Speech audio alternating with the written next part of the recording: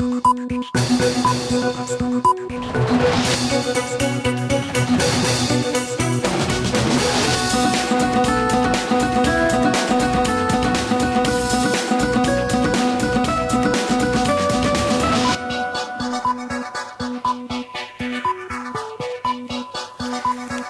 স্বাগত দুপুরের মাছরাঙা সংবাদে আপনাদের সঙ্গে আছে আমি সাবরিনা হাসনাত। শুরুতেই গার্ডিয়ান লাইফ ইন্স্যুরেন্স সংবাদ শিরোনাম।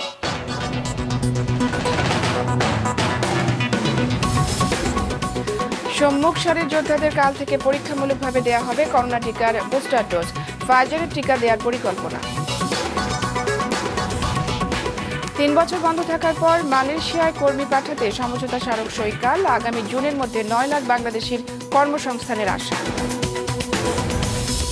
এবং দেশের উত্তরাঞ্চলে শীতের প্রকোপ। আজ সর্বনিম্ন তাপমাত্রা তেঁতুলিয়ায় 9.4 ডিগ্রি সেলসিয়াস। বাড়ছে ঠান্ডাজনিত রোগী। দর্শক শুনছিলেন শিরোনাম, এবারে বিস্তারিত। রাজধানীর মহাখালীতে Bangladesh college of physicians and surgeon BCPS-এ আগামীকাল পর্যবেক্ষণমূলকভাবে করোনার বুস্টার ডোজ দেওয়া হবে বলে জানিয়েছেন স্বাস্থ্য ও পরিবার কল্যাণ মন্ত্রী জাহিদ মালেক। দুপুরে মানিকগঞ্জ সদর উপজেলার শুভ্র সেন্টারে মেধাবী বৃত্তি, দরিদ্রদের মাঝে ঢেউটিন, নগদ টাকা ও শীত বস্ত্র বিতরণকালে একথা জানান মন্ত্রী। এ সময় তিনি আরও বলেন, সম্মুখ সারির করোনা যোদ্ধা ও ষাটোর্ধ্ব ব্যক্তিদের মধ্যে এই বুস্টার ডোজ টিকা দেওয়া হবে। যারা 9 মাস কিংবা 1 বছর আগে করোনার 2 ডোজ টিকা নিয়েছেন তারা বুস্টার ডোজ পাবেন বলে জানান স্বাস্থ্য ও পরিবার কল্যাণ মন্ত্রী।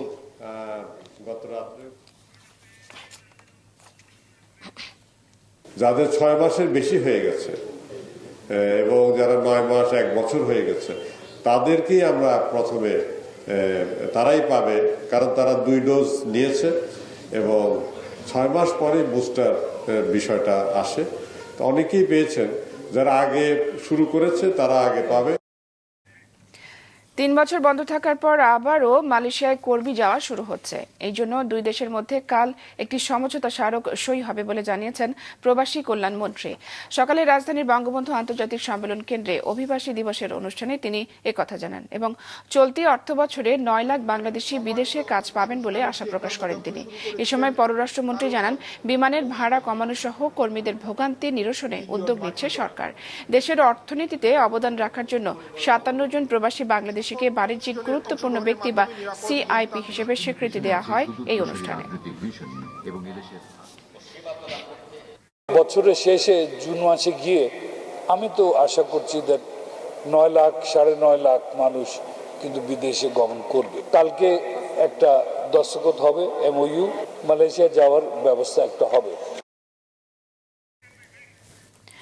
বিজয়ের সুবর্ণ জয়ন্তী এবং মুজিব বর্ষ উপলক্ষে রাজধানীতে আওয়ামী লীগের আয়োজনে বিজয় শোভাযাত্রায় অংশ নিতে হাজারো নেতাকর্মী এবং সাধারণ মানুষ সমবেত হয়েছেন সোহরাওয়ার্দী উদ্যান সংলগ্ন ইঞ্জিনিয়ার্স ইনস্টিটিউশন প্রাঙ্গণে। আর কিছুক্ষণের মধ্যে শুরু হবে শোভাযাত্রাটি। ইঞ্জিনিয়ার্স ইনস্টিটিউশন প্রাঙ্গণ থেকে শুরু হয়ে Shahbag, elephant road, Mirpur road হয়ে বঙ্গবন্ধু শেখ মুজিবুর রহমানের স্মৃতি বিজড়িত ধানমন্ডি 32 নম্বরের ঐতিহাসিক বঙ্গবন্ধু ভবন প্রাঙ্গণে গিয়ে শেষ হবে এই বর্ণাঢ্য শোভাযাত্রা। রাজধানীর বিভিন্ন এলাকা থেকে মিছিল সহ নেতাকর্মীরা যোগ দিয়েছেন কর্মসূচিতে। এজন্য সড়কগুলোতে সাময়িক যানজট তৈরি হতে পারে। বিষয়টি আন্তরিক বিবেচনায় নিতে অনুরোধ জানানো হয়েছে দলের পক্ষ থেকে। রাজধানী ছাড়াও সারা দেশে একযোগে বিজয় শোভাযাত্রা কর্মসূচি পালন করা হচ্ছে।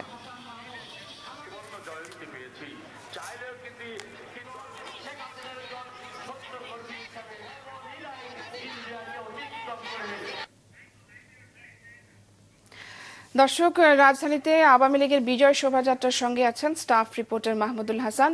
সবশেষ খবর জানাতে সরাসরি তিনি যোগ দিচ্ছেন আমাদের সাথে।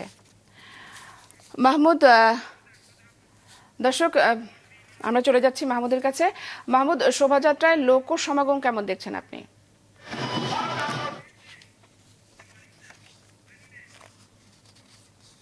মাহমুদ, আশা করছি শুনছেন আপনি আমাকে। আমার প্রশ্ন হলো যে শোভাযাত্রায় আপনি লোক সমাগম কেমন দেখছেন?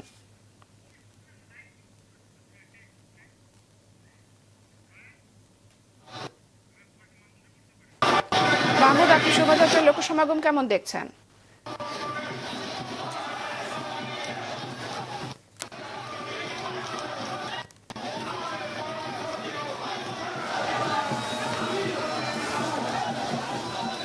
শোভাযাত্রা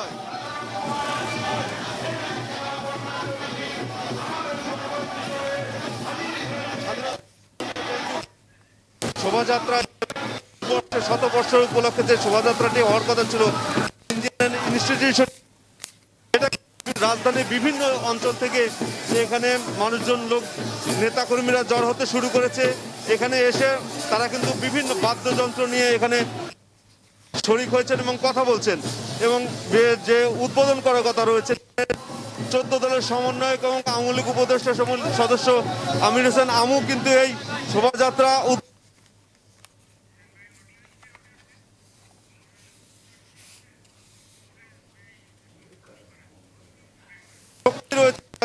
যে ক্ষমতা রয়েছে সেটিকে আসলে জানান দিতে চায় আওয়ামী লীগ, সেই জায়গা থেকে তারা কথা বলছেন এবং এখানে এখন পর্যন্ত যে দুটি অস্থায়ী ট্রাক দাঁড় করিয়ে এখানে অস্থায়ী মঞ্চ তৈরি করা আছে, সেই মঞ্চ থেকেই আসলে এখান থেকে শোভাযাত্রা শুরু হবে। সেই শোভাযাত্রা থেকে প্রধান অতিথি আমির হোসেন আমু।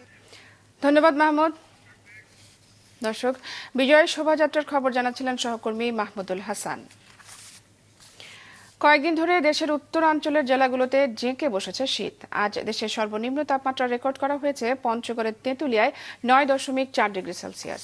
সকাল থেকে দুপুর পর্যন্ত কুয়াশায় ঢাকা থাকে চারদিক। ঠান্ডা বাতাসের কারণে তীব্র শীত অনুভূত হয়। দুপুরে কিছু সময়ের জন্য সূর্যের দেখা মিললে তাপমাত্রা কিছুটা বাড়ে। এরই মধ্যে শীতে বিপর্যস্ত হয়ে পড়েছে সাধারণ মানুষের জনজীবন। বেশি বিপাকে পড়েছেন খেটে খাওয়া মানুষ। এদিকে শীতের কারণে উত্তরাঞ্চলের হাসপাতালগুলোতে বাড়ছে নিউমোনিয়া ও ডায়রিয়া সহ ঠান্ডাজনিত রোগীর সংখ্যা।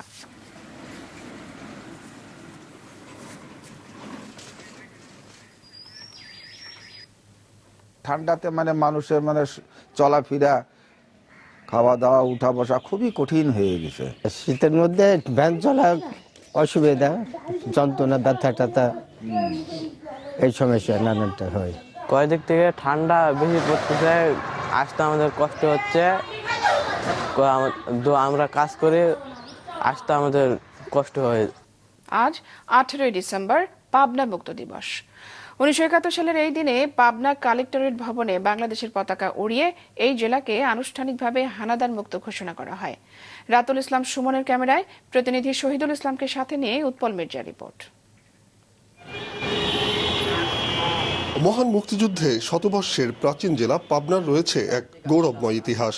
1971 সালের 28 মার্চ ঐতিহাসিক টেলিফোন ভবন এবং পুলিশ লাইন্স যুদ্ধে মাত্র 3 দিনেই এ জেলার দামাল মুক্তিযোদ্ধারা সব পাকিস্তানি হানাদারকে হত্যা করে দেশের মধ্যে প্রথম পাবনাকে 15 দিনের জন্য শত্রুমুক্ত করেন।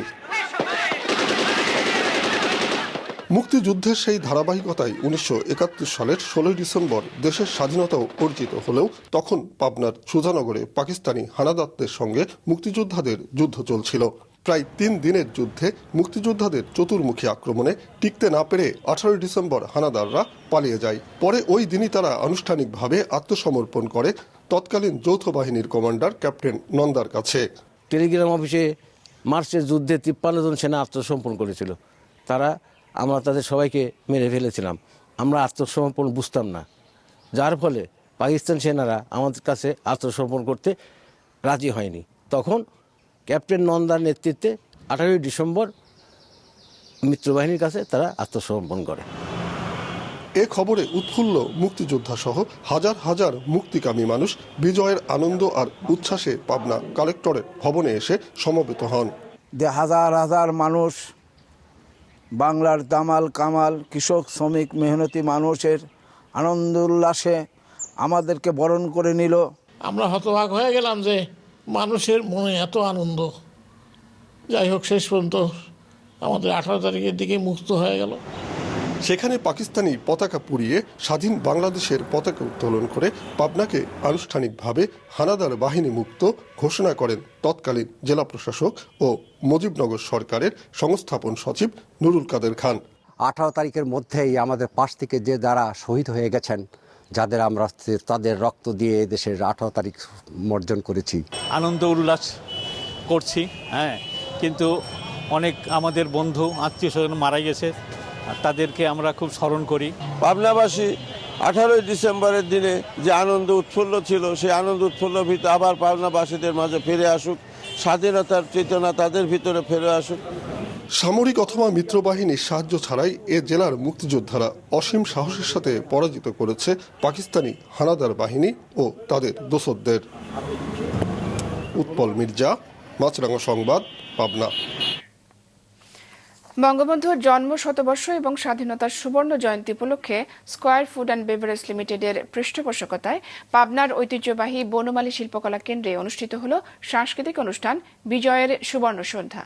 গতরাতে বনমালী শিল্পকলা কেন্দ্রের মঞ্চে দেশাত্মবোধক একক, দ্বৈত ও সমবেত সঙ্গীত, নৃত্য এবং কবিতা পরিবেশন করেন কেন্দ্রের শিল্পীরা। রুচি নিবেদিত অনুষ্ঠানটি পরিচালনা করেন বনমালী শিল্পকলা কেন্দ্রের যুগ্ম সম্পাদক প্রলয় চাকি এবং আফরোজা সুলতানা ছড়া। সার্বিক তত্ত্বাবধানে ছিলেন সাধারণ সম্পাদক ডক্টর মোহাম্মদ হাবিবুল্লাহ। স্থানীয় গণ্যমান্য ব্যক্তিসহ বিপুল সংখ্যক দর্শক স্বাস্থ্যবিধি মেনে অনুষ্ঠানটি উপভোগ করেন।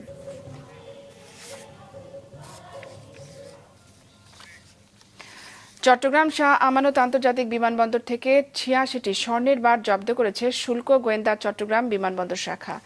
সকালে দুবাই থেকে আসা বাংলাদেশ বিমানের একটি ফ্লাইট থেকে স্বর্ণের বারগুলো জব্দ করা হয়। শুল্ক গোয়েন্দা বিভাগ জানায়, ফ্লাইটটি চট্টগ্রাম আসার পরে তল্লাশি করা হয়। এ সময় বিমানের একটি সিটের নিচ থেকে স্বর্ণের বারগুলো পাওয়া যায়। এগুলোর ওজন ১০ কেজি, আনুমানিক মূল্য প্রায় ৭ কোটি টাকা। স্বর্ণগুলো কারা এনেছে তা তদন্ত করে দেখা হচ্ছে বলে জানায় শুল্ক গোয়েন্দা বিভাগ। সপ্তম দফায় নোয়াখালীর ভাষাঞ্চল যাচ্ছে ৬১৩ জন রোহিঙ্গা। সকালে চট্টগ্রাম থেকে নৌবাহিনীর ৩টি জাহাজ তাদের নিয়ে ভাষাঞ্চলের উদ্দেশ্যে ছেড়ে যায়। গতকাল কক্সবাজারের উখিয়া এবং টেকনাফের বিভিন্ন রোহিঙ্গা ক্যাম্প থেকে আগ্রহী রোহিঙ্গাদের ১৪টি বাসে করে চট্টগ্রামে আনা হয়। এর আগে ২০২০ সালের ৪ঠা ডিসেম্বর প্রথম দফায় ১৬৪২ জন, ২৯শে ডিসেম্বর দ্বিতীয় দফায় ১৮০৪ জনকে ভাষাঞ্চলে নিয়ে যাওয়া হয়। এ পর্যন্ত ১৮৭১২ জন রোহিঙ্গাকে নোয়াখালীর ভাষাঞ্চলে স্থানান্তর করা হলো। ব্রাহ্মণবাড়িয়ার নবীনগরে দুর্বৃত্তদের গুলিতে নাটঘর ইউনিয়ন পরিষদ চেয়ারম্যান প্রার্থী সহ ২ জন নিহত হয়েছে। নিহতরা হলেন নাটঘর ইউনিয়ন পরিষদের চেয়ারম্যান প্রার্থী এরশাদ এবং তার সহযোগী বাদল সরকার। এরশাদের বাবা আবুল কাশেম জানান, গতরাতে ওয়াজ মাহফিল থেকে বাড়ি ফেরার পথে নাটঘর গ্রামের কুড়িঘর বাজারের পাশে দুর্বৃত্তরা এরশাদ এবং বাদলকে লক্ষ্য করে গুলি করে। ঘটনাস্থলে মারা যান বাদল। ঢাকায় আনার পথে প্রাণ হারান গুরুতর আহত এরশাদ। নোয়াখালীর নিয়াজপুর ইউনিয়নে নির্বাচনী প্রচারকে কেন্দ্র করে নৌকার প্রার্থী আমির হোসেনের ওপর হামলার অভিযোগ উঠেছে। পরে তার সমর্থকরা স্বতন্ত্র প্রার্থী নুরুল হুদার নির্বাচনী অফিস ভাঙচুর করে।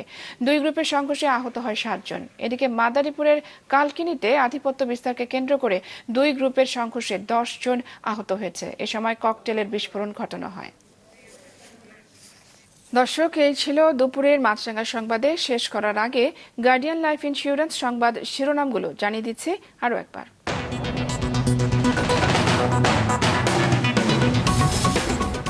সম্মুখ সারির যোদ্ধাদের কাল থেকে পরীক্ষামূলকভাবে দেয়া হবে করোনা টিকার বুস্টার ডোজ। ফাইজারের টিকা দেওয়ার পরিকল্পনা। ৩ বছর বন্ধ থাকার পর মালয়েশিয়ায় কর্মী পাঠাতে সমঝোতা স্মারক সই কাল। আগামী জুনের মধ্যে ৯ লাখ বাংলাদেশের কর্মসংস্থানের আশা। এবং দেশের উত্তরাঞ্চলের শীতের প্রকোপ। আজ সর্বনিম্ন তাপমাত্রা তেঁতুলিয়ায় ৯.৪ ডিগ্রি সেলসিয়াস। বাড়ছে ঠান্ডাজনিত রোগী। দর্শক, এই ছিল এখনকার মতো। ফেসবুকে আপডেট পেতে ভিজিট করুন মাছরাঙা টেলিভিশনের পেজে। ইউটিউব চ্যানেলেও যে কোনো সময় দেখতে পারেন আমাদের সংবাদ, প্রতিবেদন এবং অনুষ্ঠান। যাবার আগে মনে করিয়ে দেই, করোনা ভাইরাস থেকে বাঁচতে টিকা নেওয়াই যথেষ্ট নয়। স্বাস্থ্যবিধি মেনে চলা, বিশেষ করে মাস্ক পরার কোনো বিকল্প নেই। বাইরে বের হলে নিজে মাস্ক পরুন, অন্যকেও উৎসাহিত করুন। আমাদের পরবর্তী সংবাদ বিকেল ৫টায় দেখার আমন্ত্রণ রইল।